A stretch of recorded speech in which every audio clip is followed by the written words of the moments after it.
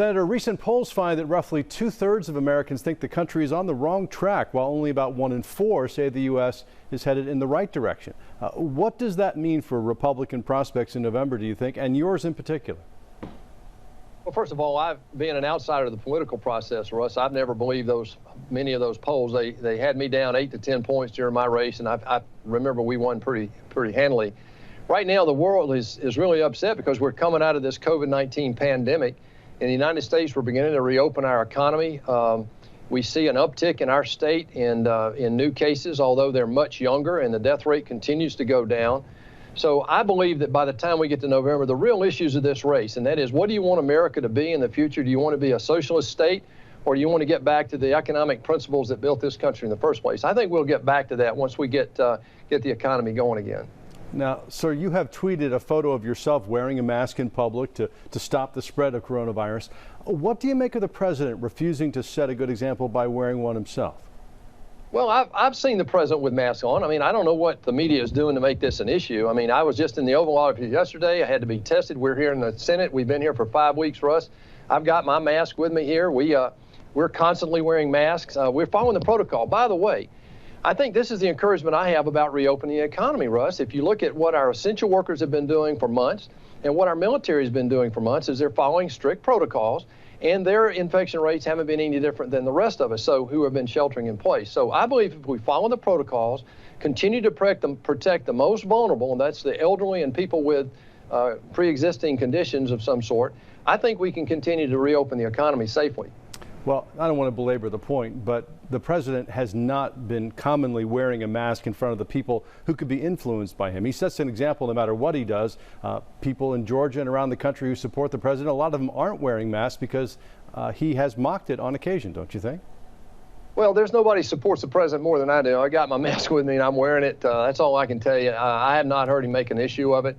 Look, the president's first objective in the entire crisis has been to protect Americans. And I think he's done a good job of doing that. We continue to try to do that in a phased approach to reopen the economy.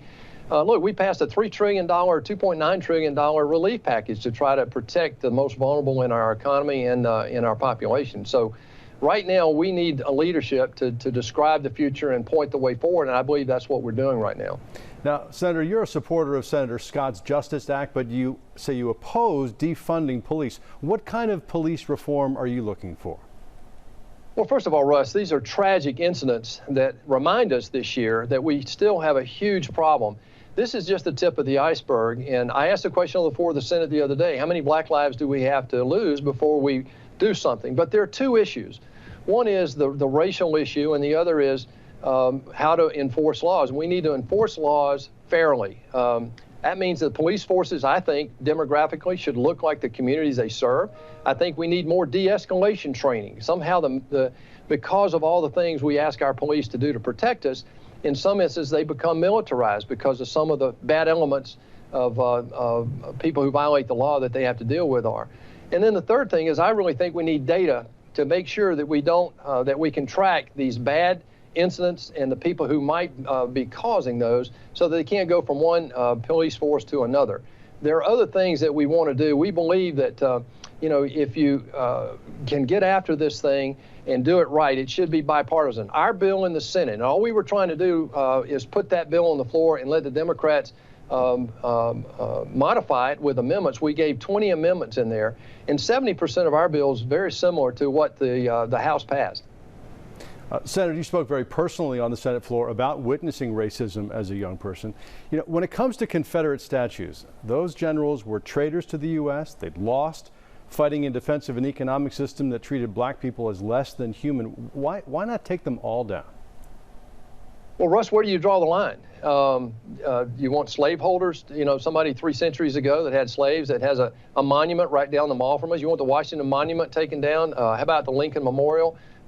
Grant, but you'll concede Jefferson, that there's a difference between Jefferson Davis, Robert E. Lee, Stonewall Jackson, and George Washington and Abraham Lincoln, right?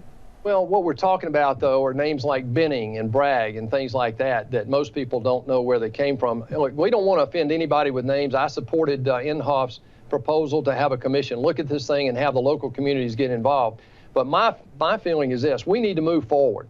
This is something that people on the left really want to distract us from what really is at issue in this political season. They want to talk about race, and we all want to do that. This Justice Act is a perfect example of what Tim Scott and I wanted to do. I personally believe with opportunity zones, my state alone, Georgia, has 260 opportunity zones because of bills that we have passed in the Senate under President Trump's leadership. HBCUs, Senator David Scott and I passed those bills a year or so ago to give permanent funding to our historically black colleges and university. And then if you look at what we did in the Justice Reform Bill that we passed back in 2018, some 3,000 African Americans have been released from prison just since that bill passed because we gave judges more flexibility on mandatory sentencing. So we've done a lot in those communities. We have a lot more to do. Senator, do you support the Trump administration position that the Supreme Court should strike down what's left of Obamacare, the Affordable Care Act, and talk about the politics of that at a time when people are losing their jobs and their health insurance?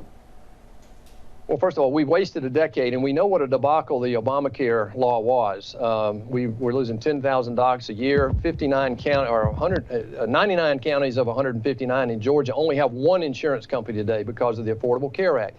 It has been an abomination. In my opinion, there's a much better way to do it. I support the president in his attempt to do that. We'll see what the Supreme Court says, but here's what we have to do.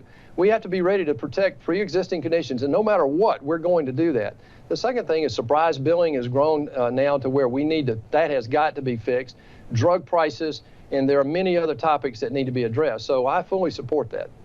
But neither the administration nor Republicans in Congress have put together a concrete proposal to replace it. Why not after all this time? Well, if you remember back in 17, we did exactly that. And we missed by one vote getting that put in to where we'd have more market forces driving our health care. But we want to get at talking about the cost too, not just the insurance side of this thing. And I think that's the debate that we're now. You'll see just in the next few weeks a Republican position, we believe, that will define what we believe in. And look, we don't want the federal government to take away our private health insurance. And that's where we're headed if we don't get this fixed. All right. You spoke earlier about the efforts that you have made in the Senate and the Congress, generally speaking, and the president to support people during this pandemic as they lose their jobs. Is there more that Congress should be doing to support the economy and state and local governments in light of the pandemic, or not? Well, as a business guy with a 40-year business career, Russ, I believe that in many cases, less government is better and less regulation is better within reason. But there are some things that we do need to do. We probably need to have some sort of protection for liability right now under the COVID-19 crisis to allow these people like universities and high schools and restaurants to reopen without the fear of a frivolous lawsuit. And I'll mention one other thing. If you look at the small businesses around the country, and particularly in Georgia, half of our workers in the country work for businesses that employ fewer than 500 employees. They were participants in the PPP program. And the average loan, Russ, of the PPP program, almost $500 billion went out within just a few weeks. $500 billion, the average loan size to all those small businesses was $108,000. Any frivolous lawsuit on the back of them trying to turn around and get going again could absolutely be the difference between bankruptcy and actually making it. So that's a big part that we're going to work on. We're looking at our communities, small communities and cities in Georgia particularly, and other states to make sure that we have the resources in there to help them also get through this. You know, the president said yesterday he wants to another round of direct payments. We'll see how that goes. But right now, the primary thing we're trying to do is to get liability protection. Well, as a Fortune 500 CEO, you got to be a data guy, and I'm sure you're worried about what might happen if these spikes in cases around the country continue and further damage the economy. Russ, I am, and I have been since March. Having lived in Asia, I watched the numbers from South Korea and Japan and China and Australia, and then in Sweden and Norway and others in Italy and in Europe. We can learn from those countries that are ahead of us in their cycles. I look at the uptick in cases right now in Georgia, and they're serious. On the other hand, they're skewing much younger, Russ. So there are several reasons for that. My encouragement to everybody is that we can continue to open the economy, but we have to use the protocol. In my opinion, I think the masks make a difference. I'm listening to our public health officials in Georgia and in the U.S., and they're telling us that, and I believe that that can work. The death rate continues to go down in Georgia, and that's a testament to our health community and the fact that we now have learned so much since March about how to protect the people who are most vulnerable. Yeah, it's amazing what the doctors have learned. The president says that he was never briefed about intelligence that Russia put bounties on U.S. and coalition forces in Afghanistan. You know, if that's true, that sounds like a problem. And if it's not true, it's even worse. Where do you come down on all of this? There is some uncertainty, but they've made some arrests in Afghanistan. There seems to be some pretty hard intelligence. Well, I've been briefed in a classified manner on this, Russ, and I can just tell you that the way the intelligence community works, I'm on armed services, I'm on foreign relations, and we get access to all this information. You know, when intel comes in, it comes in as raw intel. It has to be corroborated, and then it gets into a final product before it gets to the president. I imagine with all the generals sitting in the room during that time when he was supposedly briefed on this thing, that this had somehow might not have gotten to that level. And look, the first thing we need to do is, the president said this, we have to protect our men and women in uniform around the world. He is doing that. After the last administration cut defense spending by 25%, we are rebuilding our readiness and rebuilding the military to do exactly what you want us to do, and that is to protect the men and women in uniform around the world. And then the next thing is we have to hold Russia accountable. If this is true, if it ends up being true, then we need to hold them accountable. And the last thing is we really have to continue on this strategy of sanctions and holding Russia accountable for their nefarious activities, particularly in the Middle East in the last couple of years. All right, one last question, if you don't mind. I'd just ask you to make your case against the Democrat John Ossoff, who's doing pretty well in the polls and who accuses you of selling access to big money donors. Your response to all of that? Well, when you don't have a record to talk about or any real accomplishments, that's what's happened, and it's kind of hypocritical when you hear that a Democrat is talking about where Republicans get their money, when the majority of the money in our governor's race on the Democratic side in 2018, we know that over 80% of that came from California and New York. We know the billionaires are providing dark money into that race right now. His largest supporter is Stacey Abrams, and that's funded by dark money. Look, right now the difference is this. It's on two levels. This election this fall, in my race and in the president's race, is going to be very simple, Russ. What kind of America do you want? Do you really want to go down the road that they're trying to perpetrate right now, the socialist regime where the federal government takes control of your health care, it cuts back on the military, puts more regulations back in, takes over our capital formation, and really begins to destroy the two-party system that we have? If you listen to what Chuck Schumer is saying, Russ, if they get the majority in the Senate, they want to undo the filibuster rule, which means then they could do anything they want with 51 votes. Then he wants to add 4 seats to the Supreme Court, D.C. Circuit, and the Ninth Circuit. He wants to add D.C. and Puerto Rico. That'd be 4 new Senate seats for the Democrats. And they really eventually want to get rid of the Electoral College. What they're describing is a one-party system that really has never worked anywhere in the world, particularly in the 20th century with places like Venezuela and Cuba and the Soviet Union.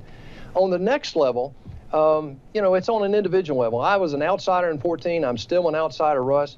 I came up here and did just exactly what I told people I would do, and that is fight for the people of Georgia and influence to change the direction of the country.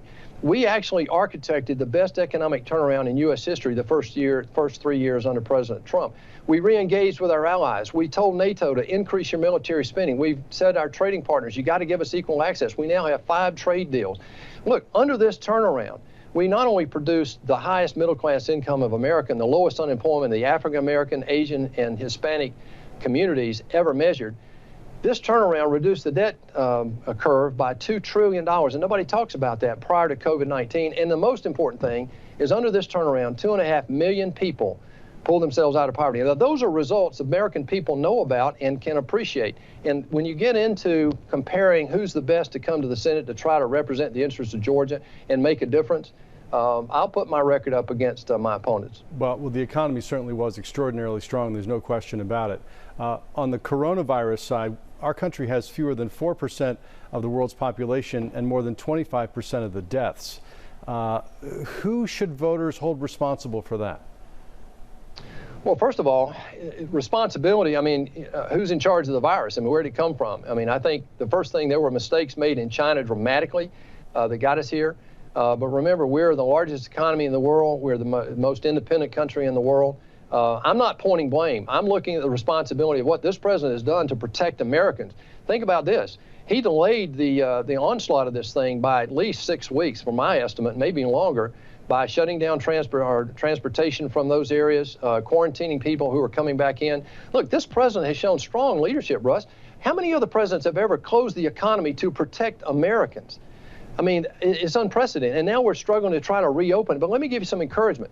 We were closed for about 2 months, and we really started talking immediately. And I was part of those conversations about how to reopen the economy. If you're going to shut it down, you better start planning to reopen it. It's a free market system. So we were shut down in about the middle of March to about the middle of May, and we started this phase program to reopen it. And just in May, just a few weeks in May, this economy produced 2.5 million jobs, and then in a full month in June, 4.8 million jobs. I mean, that's the power and the resiliency of this free market system that we're defending right now. So that's where I put the responsibility. And I believe that the health officials who told us that we were going to have 100 million people infected and 4 million people died, we've gotten a much better result out of that. I'll ask you to define who's responsible for the lower death rate. Well, that's above my pay grade, no question about it. But Senator David Perdue, you have been very generous with your time, and we appreciate it very much. Thank you, sir.